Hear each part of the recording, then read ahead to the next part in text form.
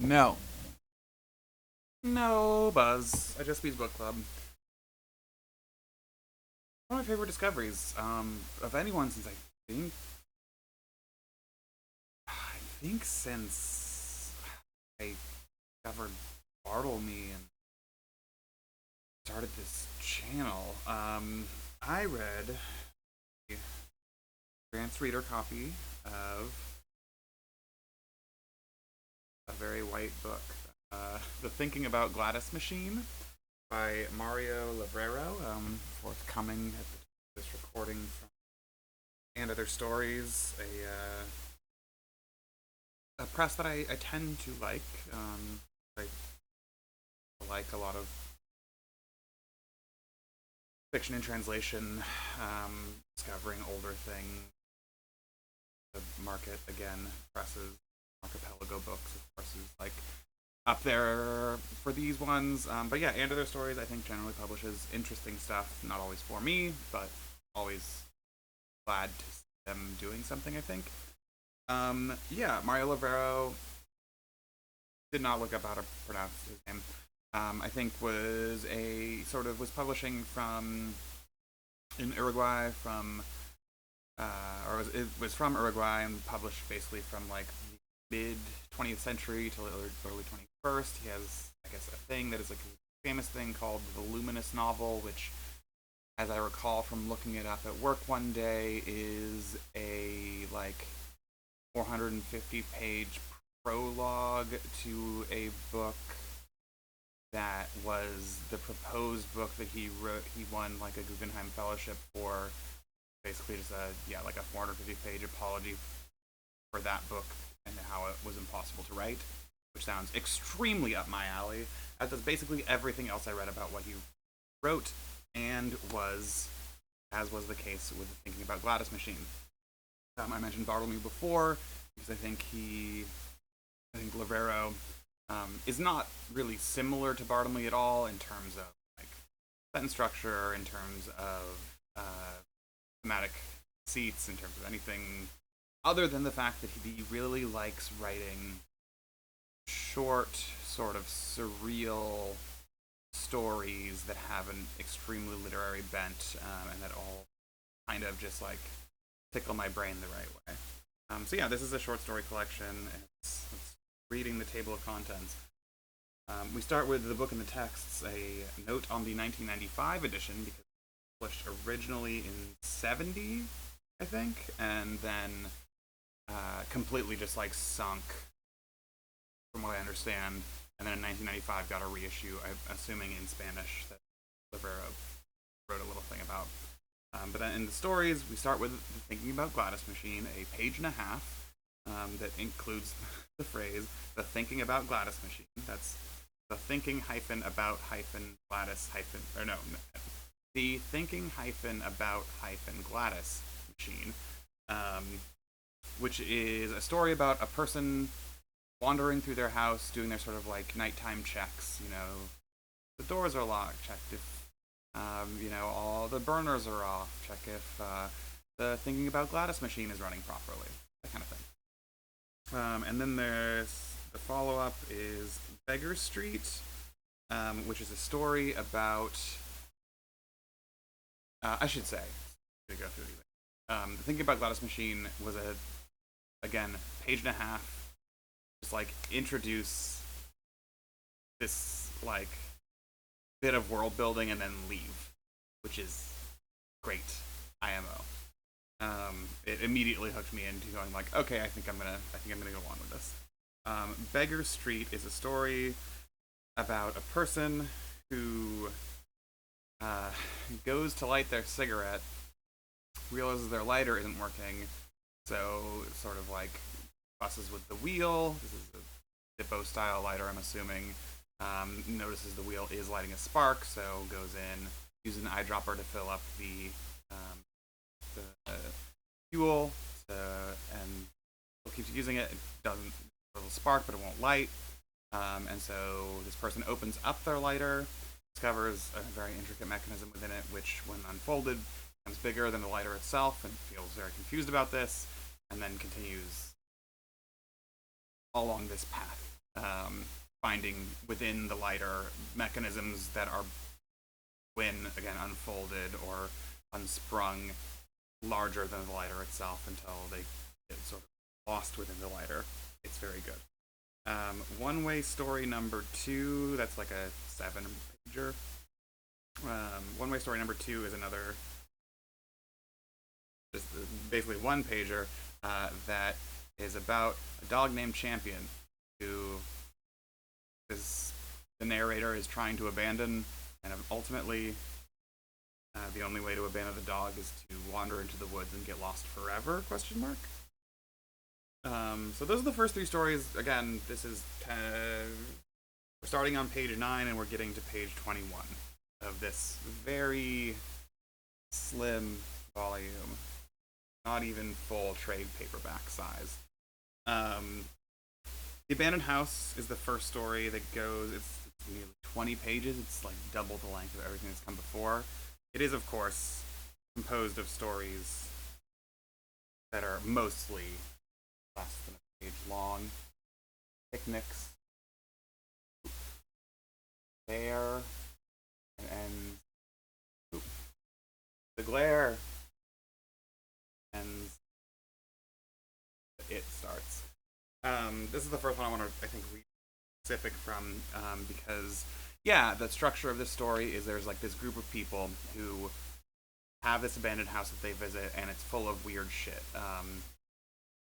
The sort of like mini chapter titles are things like spiders, and it just talks about how the pantry is just full of spiders, like millions of them, and they all have this like deeply interconnected web. There's picnics, the one I just sort of mentioned, where it's like they discover that I believe it's the pink wallpaper in the bedroom actually has something underneath it because some of it chips away, and so they spend like a bunch of time chipping away at the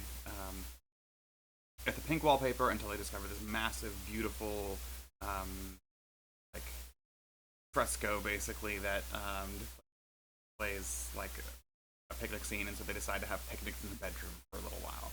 There's one called like Little Men, which is about there's like a pipe that when you like turn it on, instead of water flowing through it, these little men like sort of crawl out of it, and they like hang from the back, and they realize there's a giant hole underneath them, and they take various amounts of times just let go, fall deep into this hole where no one knows quite what happens. Theories as to whether this is for their death or whether at the bottom just the pipe and they crawl back up. No one quite knows. In what is the only, I think, I'm not positive, but I think the only instance of the second person in this whole book, I'm just going to read this whole thing, just because this is again a page and a half. I think this is the only second person thing in the book, and I think it gives a good sense, despite that differentiator, of the kind of thing Levrero is doing throughout the Thinking-About-Gladys machine, which is to preface this, telling these stories that are very literary and very elliptical, very slightly magical, but like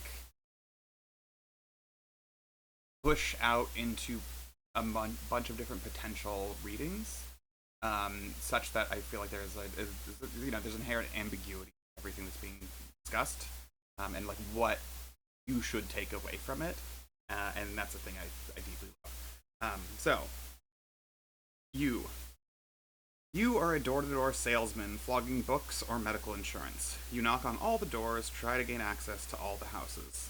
It's the afternoon. You see a fence and hesitate for a moment, but you're determined, and that overgrown garden doesn't put you off.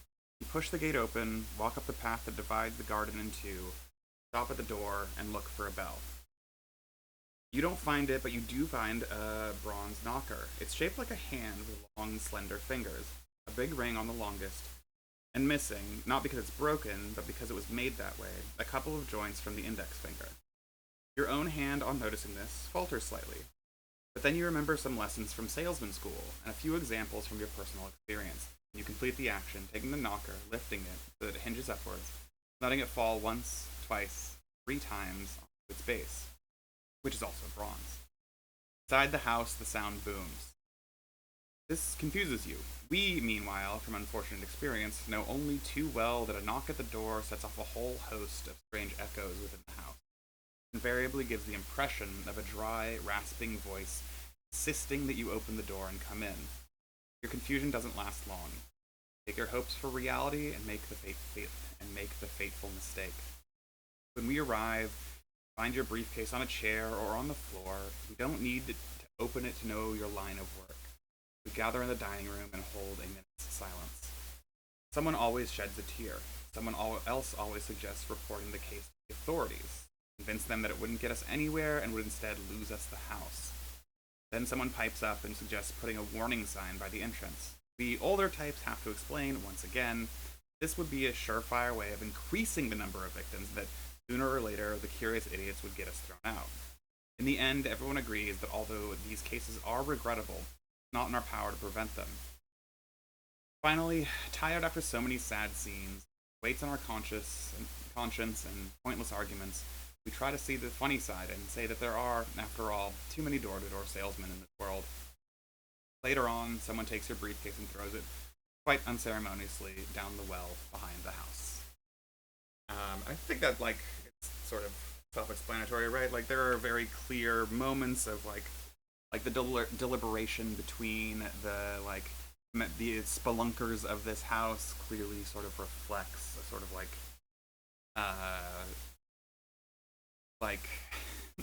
the process of like political pragmatism in some ways, the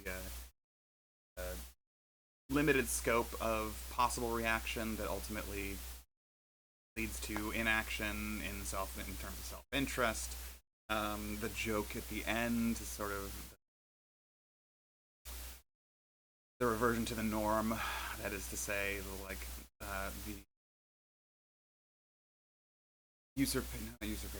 the ultimate desire for in the pro-social sense for the status quo to retain, so you find something funny about this very clear tragedy. But there's also the fact that comes after the simple fact somebody always sheds a tear, right? This is not simply a satire of middle management or things like that. There is felt feeling that is also maybe crocodile, right? Very possible, but I don't know. There is a voluminousness to the language in this that I think is extremely consistent throughout. Yeah, but I don't know. I think every bit of this collection refuses to fall any shorter than really interesting, and occasionally rises up to extremely beautiful, which is not how I feel about most short story collections. And maybe I'll read some more Levrero at some point and be like, but this one I think is a special thing, and I'm extremely excited to read more of his work in the future. The Basement is another long one. This is actually 40 pages. I didn't really think of it as being quite that long. It's about somebody who, and I can talk about this sort of more in the abstract, right? About somebody who lives in a house that seems impossibly large, like the interior seems to go on forever. This person talks to their mother and father occasionally, goes on weird quests in the garden. Sort of very similar to the abandoned house in the sense that, and to I've already forgotten the title. Not One Way Story. The Beggar Street. I think these three are sort of, again, having not read any other Levrero, it seems from these three stories and more to come that one of his biggest interests is in impossible interiors, in the way that built landscape can become so disorienting as to seem impossibly labyrinthine or surreal, I guess, to use that word again.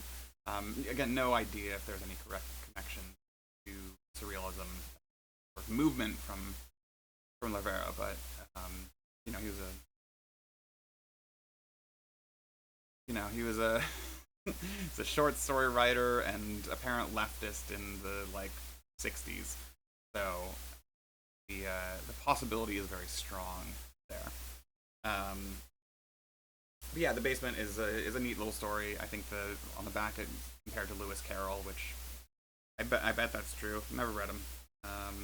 But another one that's I think the basement is very good, a very good read.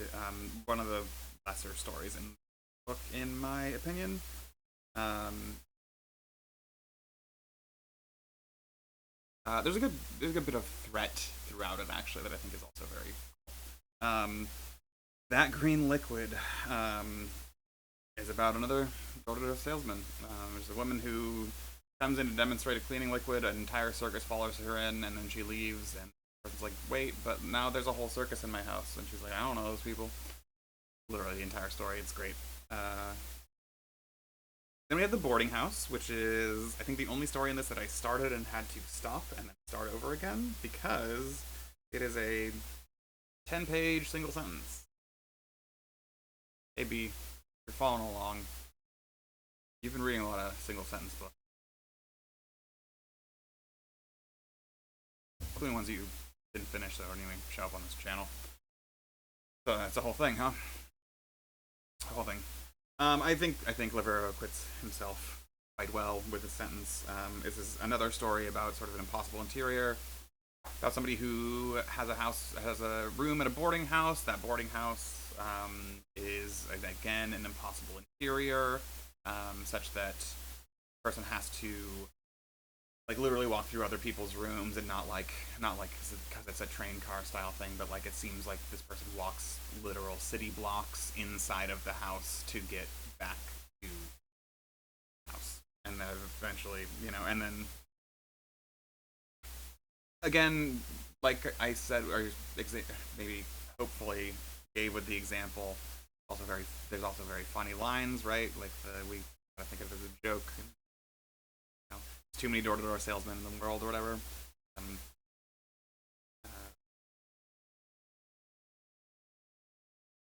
the end of this sentence is, I will be forced to pack my bags and leave, though I'm well aware of the extremely challenging housing situation and the near impossibility of finding anywhere better, with no thought for the consequences and with no idea where destiny will lead me. Because, quite honestly, I can't take it here much longer. Like a good little joke if you have context for it, which he does right now, but follow this up with the stiff corpse, another page and a half, 2-pager. This is the other one I wanted to read, and I think I'm going to because I'm enjoying this. Before I'll end with that. After the stiff corpse, we have Jelly, which is like another novella, maybe even longer than the basement. Let's see. Jelly is like 45, whereas the basement is like 43. So about the same size, but Jelly, I sort of skimming through it again, I realized I think it's probably my least favorite thing in here. It's good, and I think if I had encountered it as like an entry in Mirror Shades, the Bruce Sterling edited collection that was sort of like the opening shot for cyberpunk as they call themselves at the time, movement. I feel like, and it doesn't have to be that one, but that's like the one that comes to mind because it was so important to me. Jelly is a story about like living in a town that is sort of that has been surrounded by a weird gelatinous substance that seems to be consuming people, in a sort of post-apocalyptic world. I think if I had encountered it in a, in a magazine or a collection that was like declaring itself an artist's movement, and I use Mirror Shades as like the example because that's the one that comes to mind, and also I think it would fit extremely well in that collection, alongside Greg Bear's Petra and some of the other weirder shit in there. It would fucking blown my mind, and I wouldn't have any idea what to do, and I would be like, I'm obsessed with this person, like I did with Bear and Sterling at one point in my life, just like pick up literally anything they wrote, devour it. As it is in this collection, it kind of is my least favorite part of the thing, which is just, sometimes it's important to think about the context in which things are. Because il n'y a pas de hors texte, I've never actually tried to pronounce that out loud, I don't think, before. We then have a story called The Golden Reflections, which I was just looking at. Oh, yes, this is about sound of a ping pong ball hitting a table over and over, and how it's kind of driving this person a little mad because it's inside of their house, and they hear the clock tower ring, and they're like, oh my god, I'm going to be late for work for the first time in 2 years, but I can't get rid of the sound. And then they find a hole in their basement that they compare to a Botticelli painting, and then they spend some indistinguishable amount of time opening that hole until they can maybe theoretically get into the painting. It's good. It's good. Good story. And the final story is the Thinking-About-Gladys machine. Parenthetical negative. And it is a negative version of the Thinking-About-Gladys machine, which is very good. Yeah. Again, with the golden reflections, again, thinking about impossible interiors, the way a basement can open into a park/forest. Really, just a really good started through thematic work all the way through this. It feels like a collection, ending on the Thinking-About-Gladys machine reverse. Like, I love a good collection of short stories that is concerned with its own sequence, and so that got me also. But yeah, I wanted to read The Stiff Corpse in its entirety, and then turn this video off. I'm gonna do that. The Stiff Corpse, for Sammy. I opened the wardrobe to look for a tie, and the stiff corpse landed on top of me. Who left that there? I yelled, furious. The elderly maid, shamefaced, cowered in the space under the... Was it you? I asked, threatening to hit her between the eyes with the end of a broom handle. No, sir, she replied. I hit her with the broom handle regardless, sliding the handle over my flexed left thumb, and taking the shot with my right hand, quick and precise. It collapsed with a noise like a billiard ball. Maybe she did have something to do with it. Doesn't even look like anyone I murdered. Inspecting the stranger lying face down on the bedroom floor, its feet still inside the wardrobe. Although perhaps, and here I tilted the head to one side with my shoe, perhaps there's a hint of an Aunt Encarnacion about the profile. I thought it might be some long-forgotten dead relative. I don't open the wardrobe door. No, I went on, though the shape of the chin looked extremely familiar. It's not my cousin Alfredo or Uncle Juan. But I hung the corpse from a nail on the wall and left it there, studying it from time to time. Hey, you, I heard a voice say to me one afternoon, when I was alone in the bedroom. I looked around but couldn't see another living thing beside the stiff corpse, still stiff and hanging on the wall. Yes, I inquired. Look in the mirror, it said. Strange voice of the dead. Somewhat alarmed, I went over to the wardrobe and tried to see my reflection in the mirror on the door. Hey, I shouted. Hey, hey, hey! What happened to my reflection? I demanded, distressed, because the mirror faithfully showed everything in the room, with the exception of my body. You don't understand a thing. Never do, the stiff corpse said, with a silent laugh and a mocking sneer, before smoothly unhooking itself from the nail and advancing toward me, stretching. Who? I asked, and the words seemed to have no meaning. The corpse, no longer so stiff, came even closer, placed both hands on my chest, and shoved me hard in the direction of the wardrobe. I didn't feel the collision with the mirror, But I found myself in a world where everything was tragically altered, the left on the right on the left, etc. I saw the corpse taking great strides about the room on the other side, and I had no choice but to do the same. So I'm feeling very tired now. That man never stopped.